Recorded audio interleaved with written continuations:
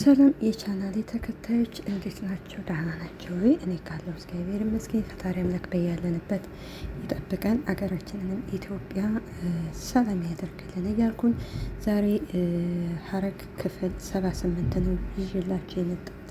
እንግዲህ ፂና ኤፍራታን ይገናኛሉ። ኤፍራታን እንግዲህ ያፌትን የወጋው ናታን ነው ብላ ጠየቀቻት። ከዛ ፂ በፍጹም ወንድሜ እንደዚህ አያደርገው፣ እኔ ወንድሜን አውቀዋለሁ፣ ለምን እንደዚህ ታያለሽ ልትልና ኤፍራታን ጥላት ትሄዳለች። ከዛ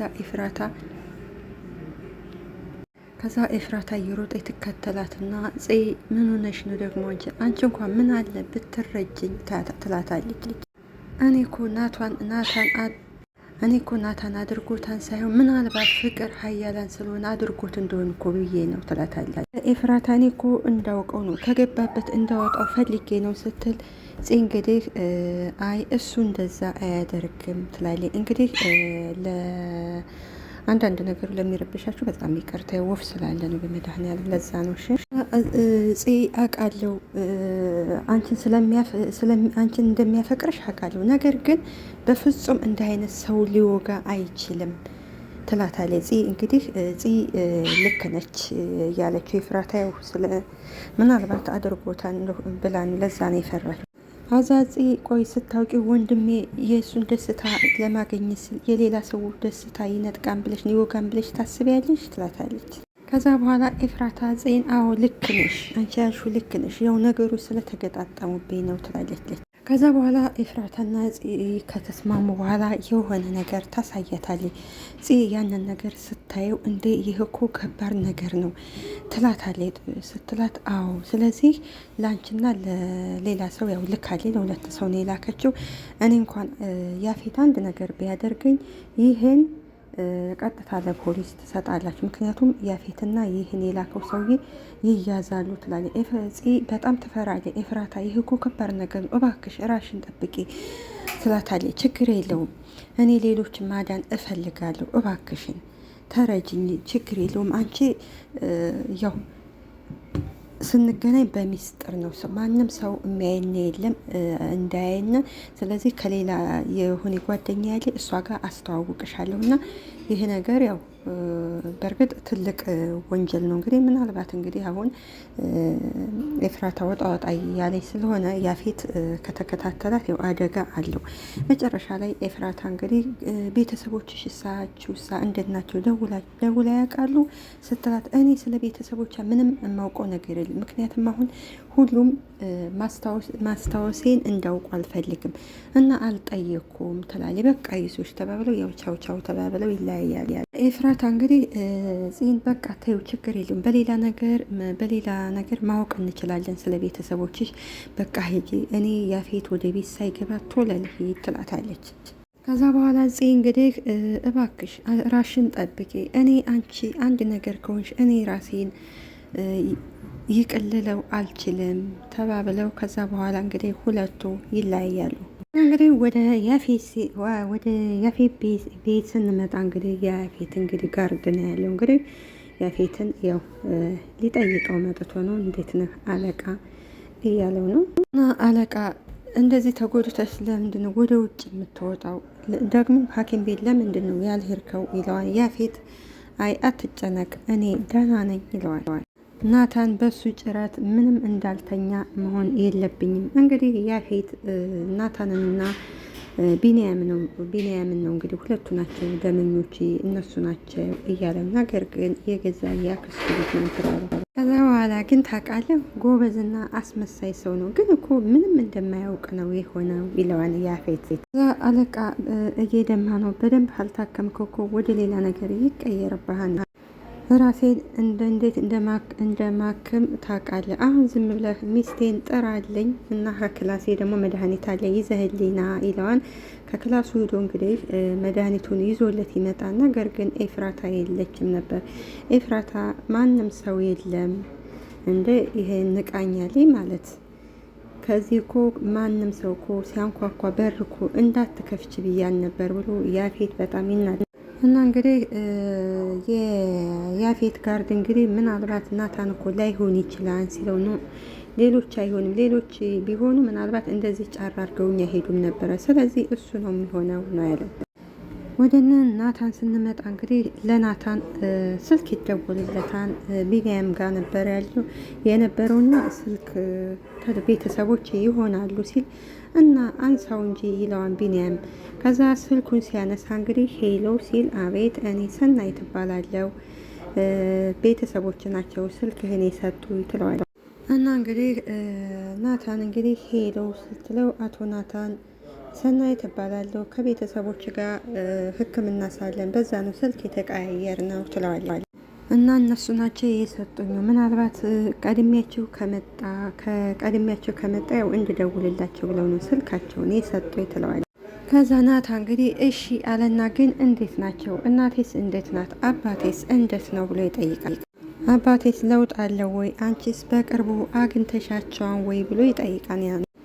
እንግዲህ ሰናይት ማለት ምንም የምታውቀው ነገር የለም እንዴ ብላ ትጠይቀዋለች ናታን። ከዛ ሰናይት እንዴ እኔ እኮ እናት በጣም ተጎድታ ስለነበር ከዛ ናታን እንዴ እማዬ ምን ሆነች ይላታል። ወደ ሀገሯ ተመልሳ እንደሆነ እንድትጽናናች እኮ ልጠይቃን ነበር ትላለች። እናቴ ምን ሆና ነው የምትጽናናው? ከምንስ ነው የምትጽናናው? እባክሽ አባቴ ምን ሆኖ ነው ንገሪኝ ይላታል። ከዛ ቢኒያም ናታን ምን የተፈጠረ ነገር አለ እንደ ቤተሰቦች ምን ሆኑ እያለ እየጠየቀ ከዛ ሰናይት አቶ ናታን እንዴት እስከ ዛሬ ላሰሙ ትችላላችሁ ትላለች።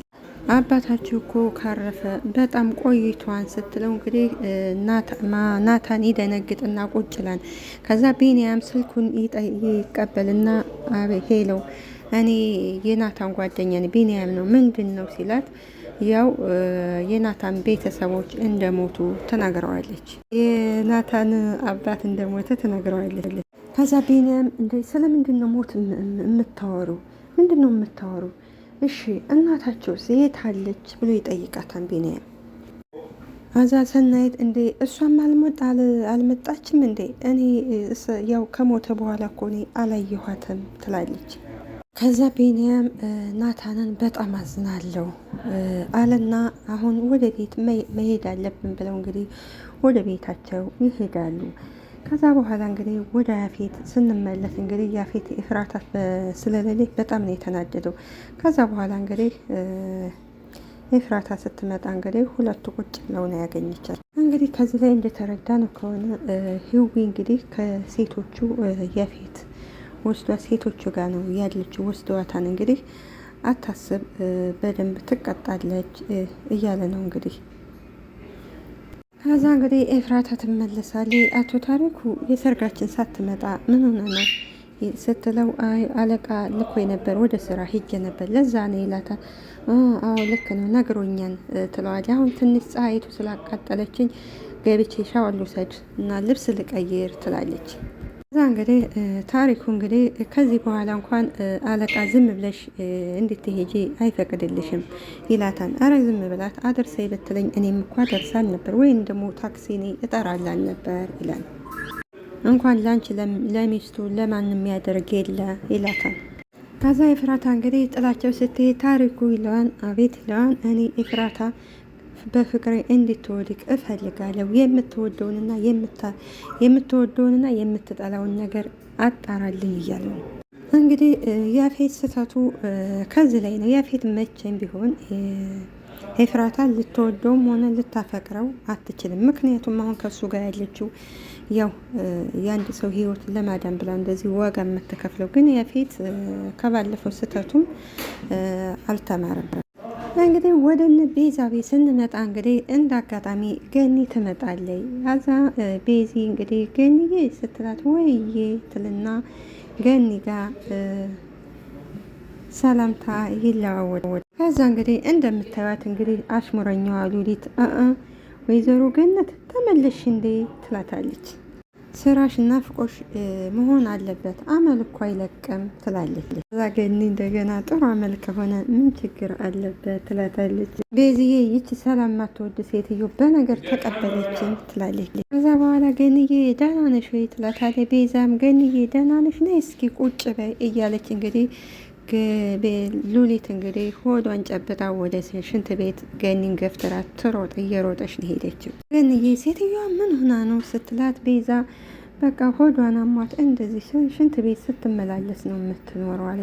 ከዛ ገንዬ ሳቀችን። አረ የሆነ ነገር ላፍላላት፣ ይህ እኮ በጣም መጥፎ በሽታ ነው እያለች ወደ ኪችን ትሄዳለች። ለሉሊት የምጠጣው ልታፈላላት። እዛ ገንዬ ወደ ክችን ከሄደ በኋላ እረ ቤዝዬ ጎበዞች ጽድት አድርጋችሁ የሌለ።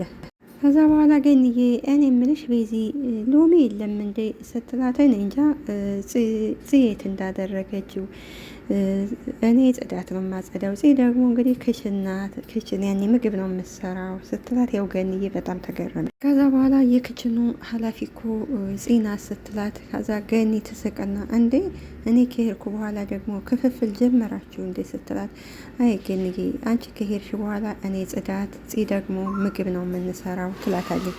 ከዛ ገንዬ በሚያደርጉ ስራ በጣም ነው የተደሰተችው። ጎበዞች ነው ያለችው። ከዛ በኋላ እንግዲህ ገንዬ አዘጋጅታ ከጨረሰ በኋላ ቤዝዬ የሚያግዛቸው ሰው ያልቀጠራችሁ በእኔ ተናዳችሁ ነው እንዴ ብላ ትጠይቃታል።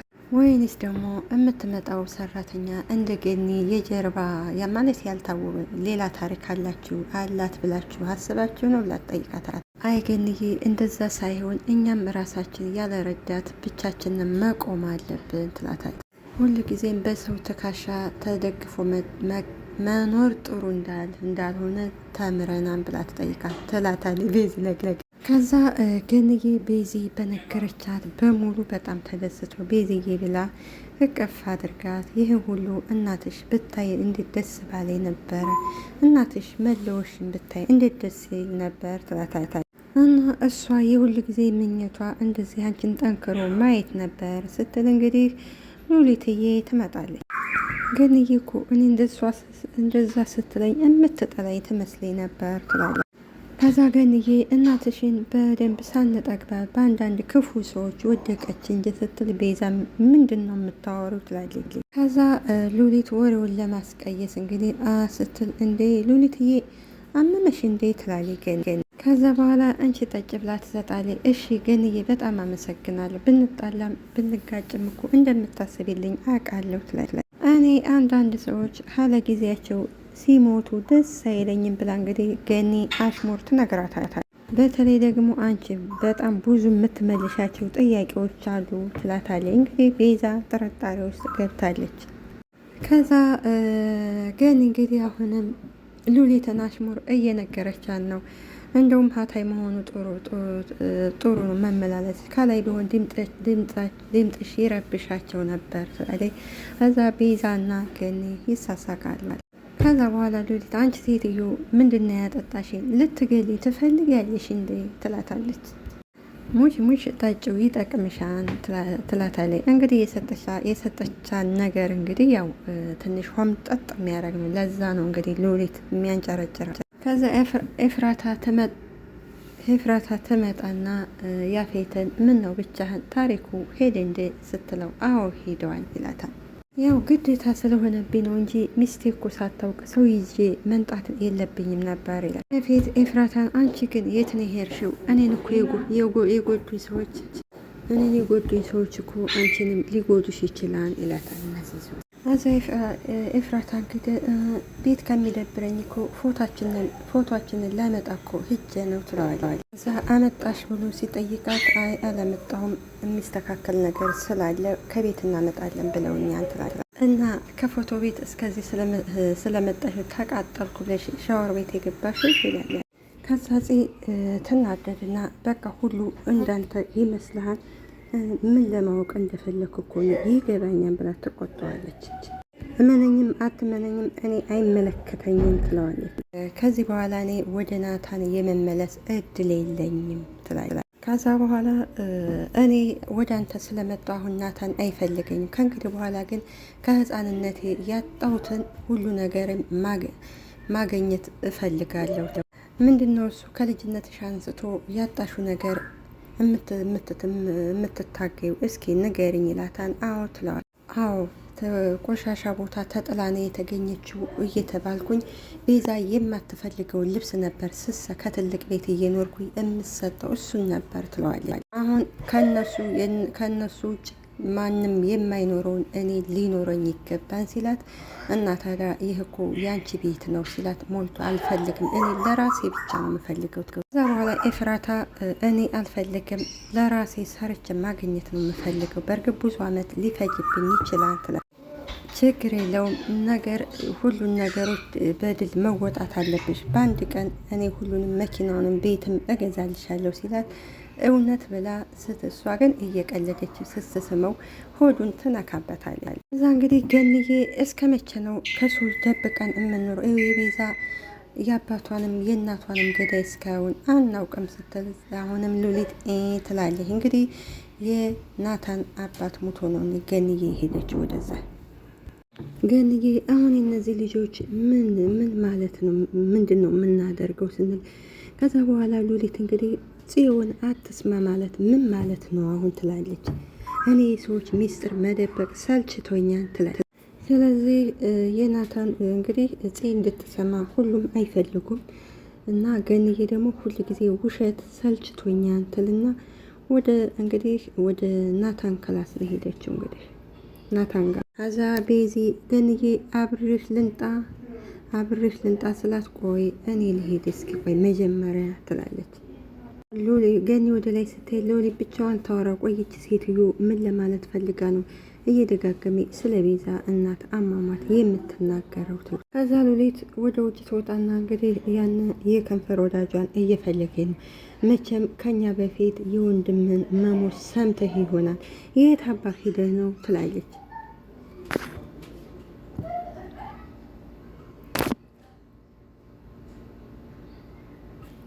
ሉሊት በስሜ እንኳን አንድ ንብረት ሳይኖረ ይሄው እያለ እንግዲህ ሉሊት እንግዲህ የሚያጓጓት የንብረት ነገር ነው። ከዛ ጽት መጣና ወይዘሮ ሉሊት ተሻለሽ እንዲ ወደ ስራ የተመለሽ ትመስላለች፣ እንደ የምን ስራ ነው ትላለች። እንግዲህ ጽና ቢኒያም ይገናኛሉ። እንግዲህ ጽ የቢኒያም ፊት ታዞሯለች። ገኒና ቤዛ ምን ሆና ነው ይች ልጅ ይለዋል። እንግዲህ ያው እኔ እንደዛ እያደረኩ ልቀጣ ነበረ ትለዋለች። ከዛ በኋላ እንግዲህ ቤዛ ማናት ሉሊት እንግዲህ ለያፌት ልትደውል ይህን ነገርማ ላለቃ መናገር አለብኝ እያለ ብቻዋን ታወራለች። ቢኒያምና ቤዛ ትክብ ሉሊት ምን ሆነሽ ነው? ምን ሆንኩ ትላለች። ከዛ እንደለመደችው ሾፈክ ብላ ትወጣና እንግዲህ ወደ ያፌት ነው የምትደውለው። ያፌት እንግዲህ ከኤፍራታ ጋር ቁጭ ብለው ሻይ እየጠጡ ነበርና ቁጭ ብለው ከዛ ስልክ ሲደወል ያነሳዋል። ከዛ ሲያነሳው ምን ፈልገሽ ነው? አሁን ወደ ዋናው ነጥብ ግቢ ይላታል። ያው እንግዲህ የናታን አባት ሞቷን ስትለው ይሄማ ነገር መሆን የለበትም መሞት የለበትም ለምን እንዴት እያለ ያፌት በጣም ይናደዳል። ያፌት እንግዲህ እንደዛ ያናደደው ምክንያቱ ምንድነው? እንግዲህ አባቱን እንግዲህ እንዲሞት ሳይሆን የሚፈልገው አባቱን በቆሙ እንዳሰቃየው ነበር የሚፈልገው። እንግዲህ አባቱ ለበደለው አባቱ ሁሉን ነገር ያላደረገው አሁን እንግዲህ ያፌት ማነው ናታን ነው እንግዲህ መከራ የሚያው። ምክንያቱም ናታን ጋር ምንም ግንኙነት የላቸውም። ነገር ግን ያፌት ወይም የናታን አባት እንግዲህ ናታንን ያፌትን ስለበደለው ለዛ ነው እንግዲህ አሁን ናታን እንደዚህ የሚያሰቃየው ለዛ ነው በቀል። እዛ ናታን እንግዲህ ይናደድና ገና መሞት የለበትም እሱ ገና ብዙ የምናወራረደው ነገር የምናወራረደው ነገር አለ መሞት የለበትም እንግዲህ እያለ ናታን እንግዲህ ይናደዳል። ከዚህ ላይ እንግዲህ ኤፍራታ አንዳንድ ጊዜ የዋህናን ልበል ትንሽ ይጠረጠርብኛል ሳትል ስልኩን ቁጭ ታደርገዋለች እንዴ እዛ ያኔ ይጠረጥራል። እንደዛ ማድረግ የለበትም። ለማንኛውም ያፌት እንግዲህ በጣም ይነደዳል። እንግዲህ እሱ መሞት የለበትም ገና ብዙ የምናወራረደው ነገር አለ ይላል። ግን የሚያወራረዱት ነገር የለም። ያው ፈጣሪ ባለው ሰዓት እንግዲህ አባቱ እንግዲህ ህዷን ሞቷን ማለት ነው። እንግዲህ ያፌት እንግዲህ የሚያስበው ያው በቀል ነው። ሌላው ደግሞ ወደ ናታን ስንመጣ ናታን እንግዲህ ገኒ ያለች ገኒ እባክሽ ሂጂ፣ እኔ ብቻዬን ነው መሆን የምፈልገው ይላል ናታን። ገኒ ደግሞ አይሆንም ትለዋለች። ምክንያቱም ናታን እንግዲህ አንዳንድ ጊዜ ማለት ያው የሚቆጨውም የሚናደደውም ነገር አለ። አባቱ እንግዲህ ያው እንደ አባት ስላልሆነለት መከራ ያው ያፌት እንግዲህ ናታን ተደላድሎ የኖረ ኑሮ ይመስለዋል፣ ግን አይደለም፣ ሁሉ ስህተት ነው። ለማንኛውም የዛሬው ክፍል ይሄን ይመስላል። በሚቀጥለው እስከምንገናኝ ድረስ እስከዛ ድረስ ቸርን ሰንብት እላለሁ። አመሰግናለሁ። አገራችንንም ኢትዮጵያን ሰላም ያደርግልን። ባይ ባይ።